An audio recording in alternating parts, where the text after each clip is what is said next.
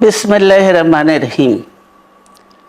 প্রিয় নেতৃবৃন্দ, সহকর্মীবৃন্দ, সকল সুবর্ণাতিগণ, আসসালামু আলাইকুম। প্রতি বছর মে মাসের এই দিনটি আমাদের পরিবারে আসে এক বেদনা বিধুর স্মৃতি নিয়ে।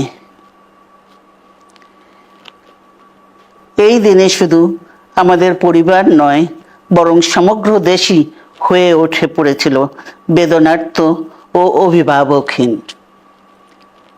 আমাদের প্রিয় মাতৃভূমি বাংলাদেশের জন্মের সাথে জড়িয়ে থাকা এক অবিচ্ছেদ্য নাম শহীদ প্রেসিডেন্ট জিয়াউর রহমান, যে চট্টগ্রাম থেকে স্বাধীনতার ঘোষণা করে তিনি এ দেশের সাথে তার নাম অবিচ্ছেদ্য করেছিলেন।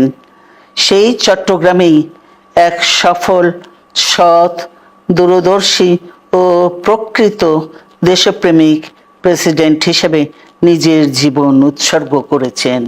এদেশে গণতন্ত্র, স্বাধীনতা, সংবাদপত্র ও বিচার বিভাগের স্বাধীনতা, স্বনির্ভরতা ও উন্নয়ন এবং নিজস্ব জাতীয়তাবাদ সৃষ্টির অনন্য রূপকার শহীদ জিয়া, যে গণতন্ত্র প্রতিষ্ঠা আর সার্বভৌমত্ব রক্ষার লড়াইয়ে তিনি শাহাদাত বরণ করেছেন, সেই গণতন্ত্র নিরবচ্ছিন্ন যাত্রা আজও বাধাগ্রস্ত হচ্ছে প্রতি পদে পদে।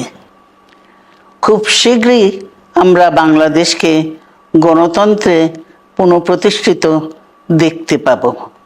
এই হোক শহীদ জিয়ার শাহাদাত বার্ষিকীতে আমাদের অঙ্গীকার। এই লক্ষ্যে সুশৃঙ্খলভাবে এগিয়ে চলার জন্য আমি বিএনপির সকল পর্যায়ের নেতা কর্মী ও দেশবাসীর প্রতি আহ্বান জানাচ্ছি। মনে রাখবেন, সবার জন্য গণতন্ত্র ও উন্নয়নের মাধ্যমে সকল সমস্যার সমাধানের যে রাজনীতি শহীদ জিয়া রেখে গেছেন, তা বাস্তবায়নের মাধ্যমে তার প্রতি শ্রদ্ধা জানাতে হবে। আমরা তার বিদায়ী আত্মার মাগফিরাত কামনা করছি। আল্লাহ হাফেজ। বাংলাদেশ জিন্দাবাদ।